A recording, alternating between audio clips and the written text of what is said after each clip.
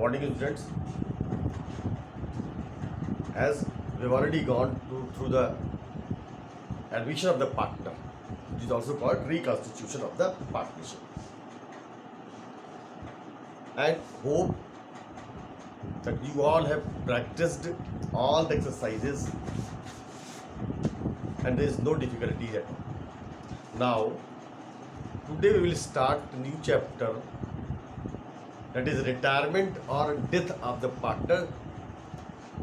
When the partner retires, the partnership reconstitutes, which is also called reconstitution of the partner. So what is the meaning of retirement? That means when a partner is expressing his willingness to discontinue as a partner in a firm, that is called retirement of a partner. It means he wanted to leave the firm. He wanted to retire from the firm due to any reason, that is such as old age. The one factor is the old age, or change in residence. He is leaving that place and making plan to reside some other outside area or outside from that particular place. Health ground, what is very important cause in continuous sickness. His health is not allowing him. Misunderstanding with the partners or any other reason. This situation is called retirement. Mean leave the firm. Partner is leaving the firm.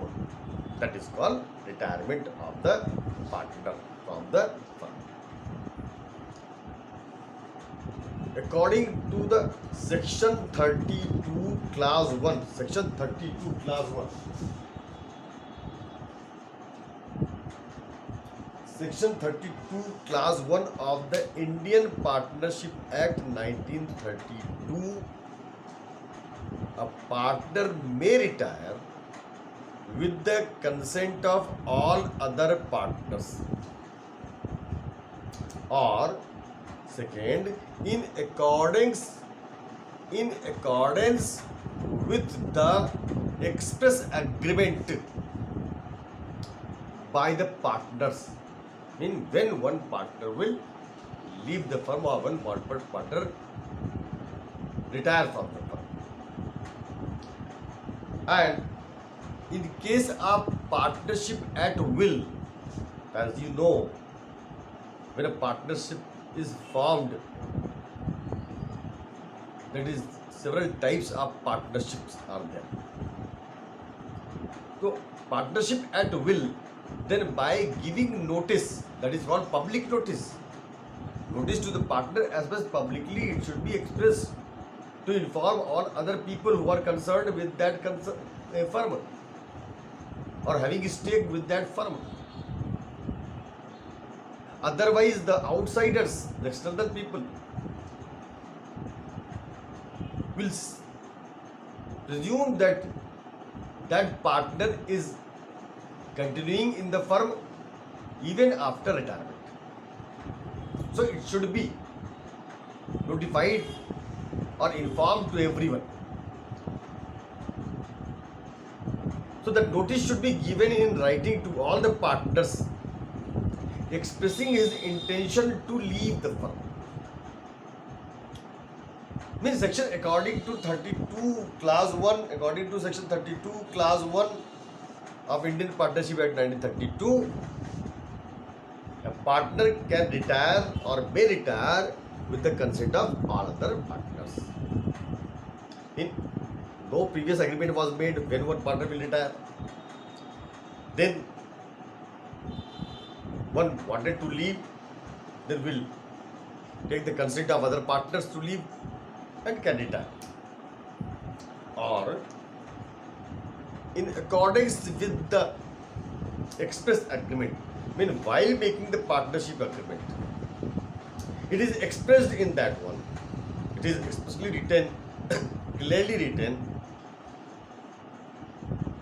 how and when a partner will retire from the firm. Or in third case, if the partnership is formed at will, अपनी इच्छा पर, at will, then in that case, that partner must give a notice in writing to all other partners expressing his intention. Then there should not be any suspicion. Expressing his intention to leave the firm, that is called retirement of the partner. Then when a partner retires, what is the effect of the retirement of a partner? Yes, when a partner retires, that affects to the partnership firm. As and when a partner retires, then in that case, the partnership, that existing partnership, dissolves. Firm continues, firm exists, but partnership dissolves, that relationship dissolves. And a new partnership between the existing partner or remaining partner take place. The new agreement is made between these remaining partners. So a new partnership take place. Old partnership is dissolved, now new partnership take place. Between whom? Between the remaining partner. Now the partner retired. This is the one effect. And a continuing partner will share the profit after the retirement in the new ratio. Second case. What is the effect? Second effect. When a partner retires, the retiring partner must give a proper notice or inform to the people having stake with that firm. Because when a partner retired, the retired partner is not liable for the act of the firm after the retirement. Before the retirement, he was in the partnership, so he is liable for all the acts of the firm as well as the other partners. But after retirement, he left the firm, then he is not concerned with that firm or act of the firm until the written notice have been circulated to the other people.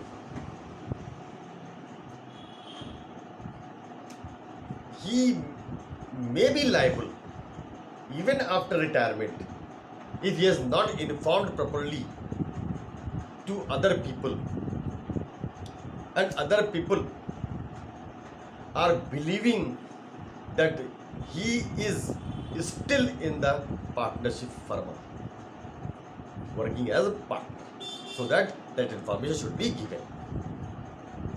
But it is not applied in case of sleeping partner. If sleeping partner is retiring, then in that case notice is not required.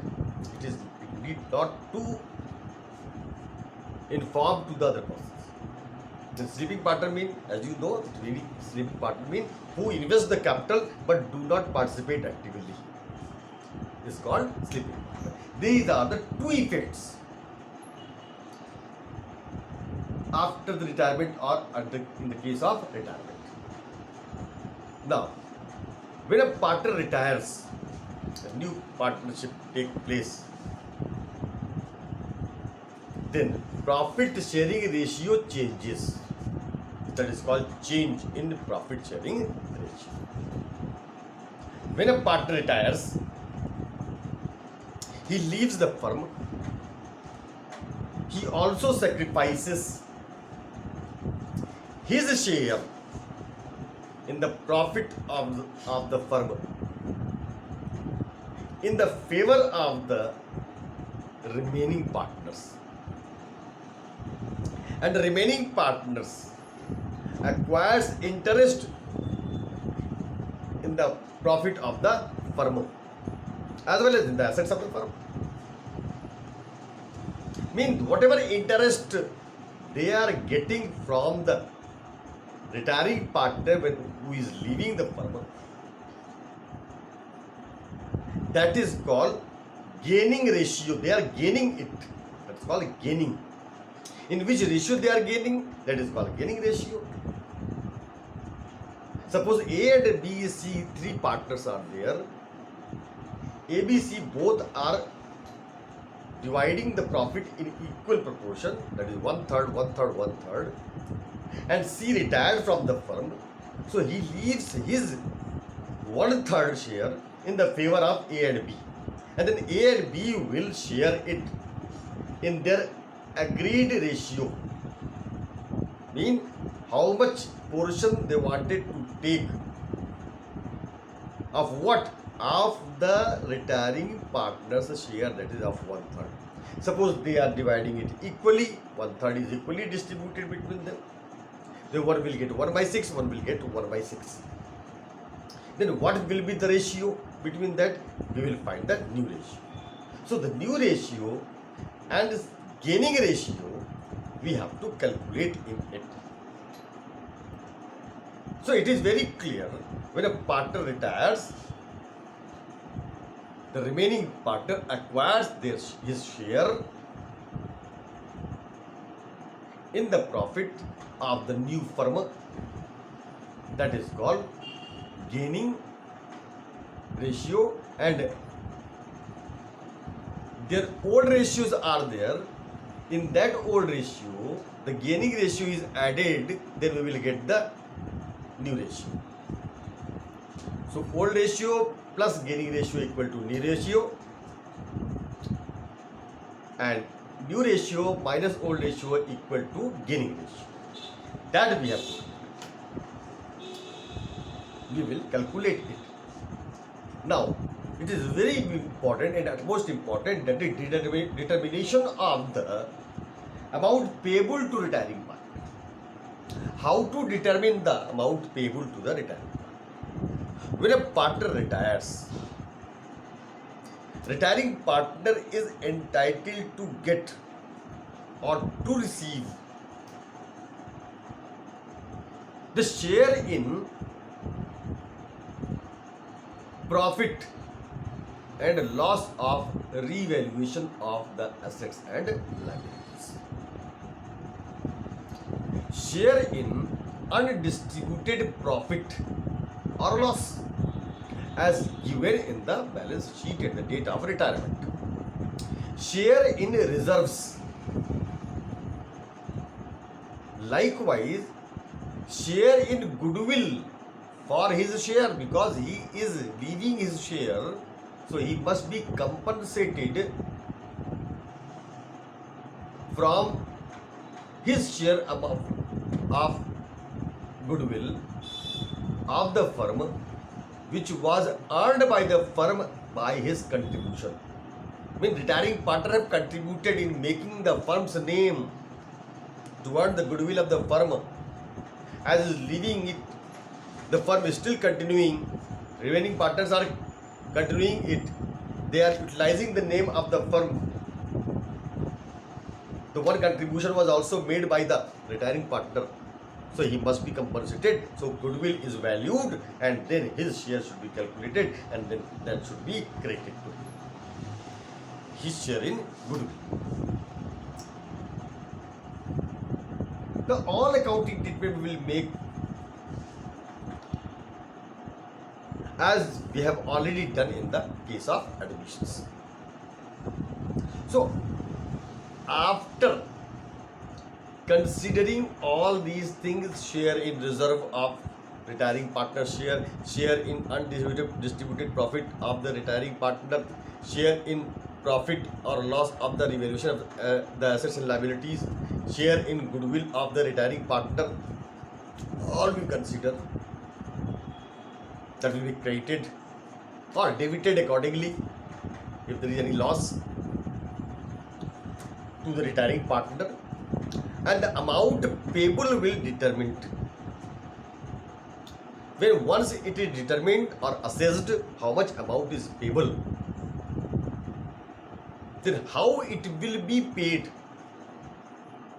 This is a very important thing.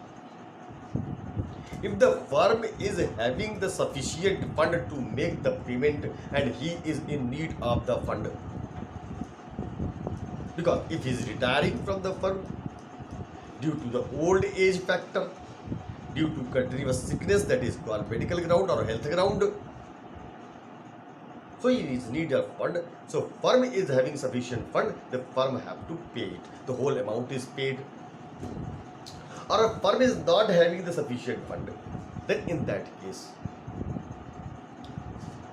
that amount payable will be transferred to his loan account, and his loan account will be treated in the firm's book as liability and is become entitled to get interest on that loan as per agreement. How that agreement is made? Not as a partner, but as a lender to the firm. If there is no agreement regarding the interest on a loan payable to the retiring partner, and that loan raised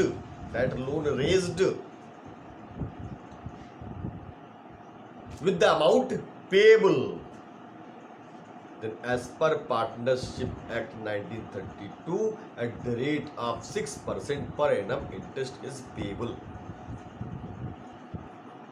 or as agreed between the partner and retired partner, that is. Or the amount is some part is paid in cash and some part is transferred to his loan account. So that is the determination of the amount payable to retiring partner. Now, the some accounting problems raised at the time of retirement. That accounting problems, not a great problem, that is not a great problem, but it is the obvious problem. That problem is because of a partner is leaving and new partnership is taking place. Then in that case, certain changes will take place in the balance sheet. When a partnership is reconstituted, then as we know, the revaluation of the asset liabilities should be made, the goodwill should be valued, and so many other considerations are there. When a partner retires, then two or more things we have to do, that problems arising out of retirement of a partner are more or less similar to the admission of the partner. More or less. More is the accounting treatment of goodwill is little bit changed, and the amounts payable is determined payable to the partner, retiring partner. That is a little problem. So certain accounting treatment we have to make it in the books, and these accounting treatments are: very first is calculation of new profit sharing ratio,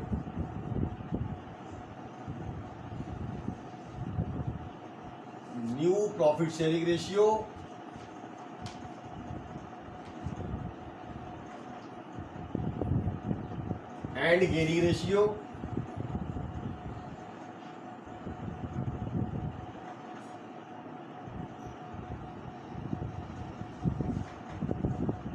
accounting treatment of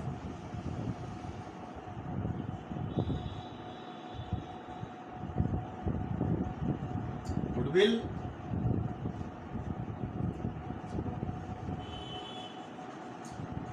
accounting treatment of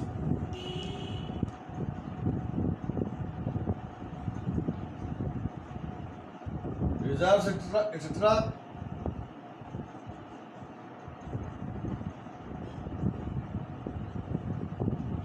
Accounting treatment of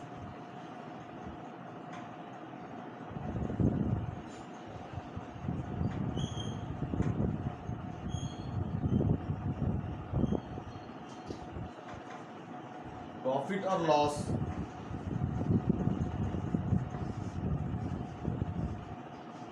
of the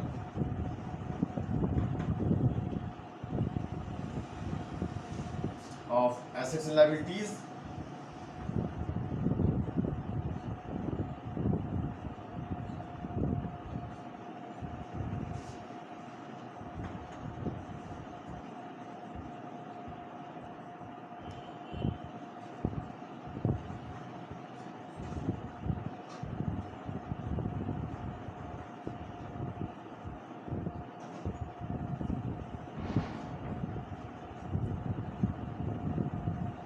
undistributed profit or loss. These are certain items and amount payable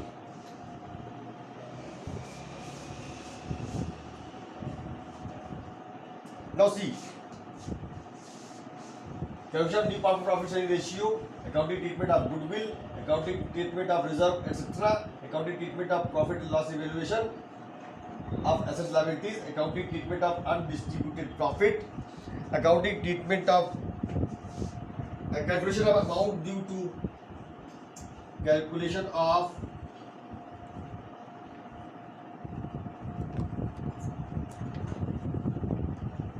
amount due to retiring partner,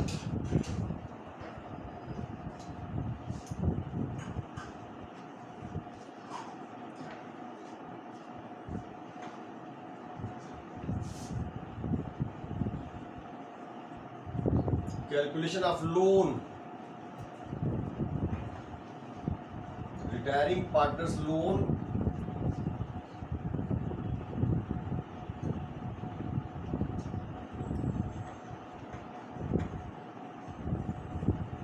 and last is adjustment of capital.